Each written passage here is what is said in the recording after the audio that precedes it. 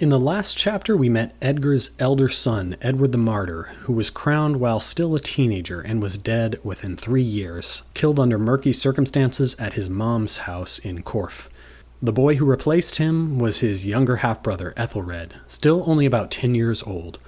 Æthelred was part of this royal house that Æthelstan had once united, a descendant of Alfred the Great and a great-nephew of Æthelstan himself, but born into a more divided court.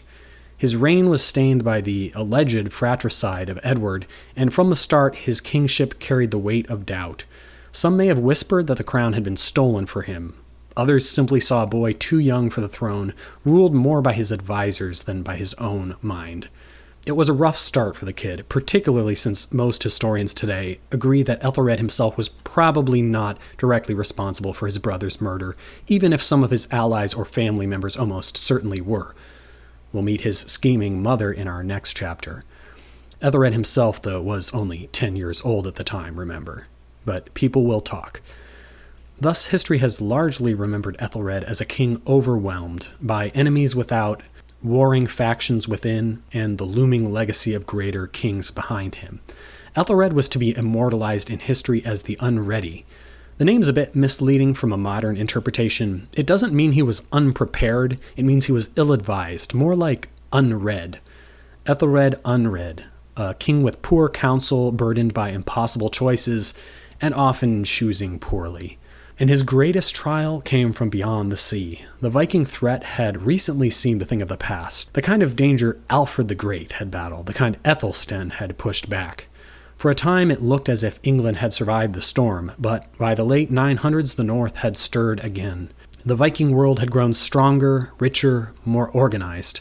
No longer just coastal raiders and longships, they came as seasoned warbands, sometimes whole fleets, with kings at their head. They knew England now. They knew its wealth, its weak points, and its bitter divisions. And this time they weren't just plunderers. They came to conquer and stay.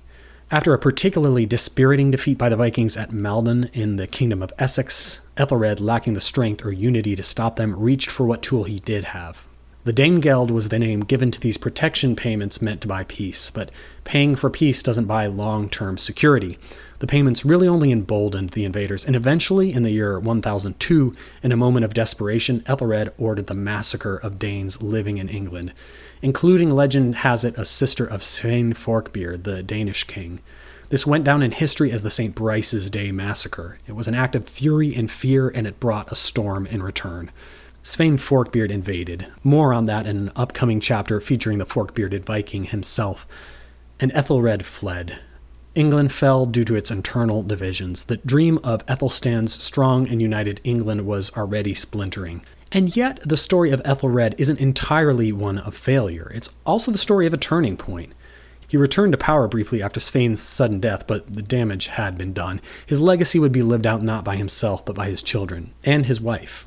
Emma of Normandy, a foreign-born queen, would become a power broker across multiple reigns, and their son, Edward the Confessor, would one day return from exile to claim the throne for himself, while their other son, Edmund Ironside, would fight to the bitter end against the Danes.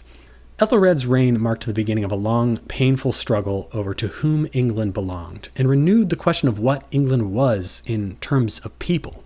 A nation of Saxons, of Danes, of Normans to come? We'll meet the Vikings in person soon enough, but first, in our next sketch, we'll get to know Ælfrith, the mastermind behind this early succession drama.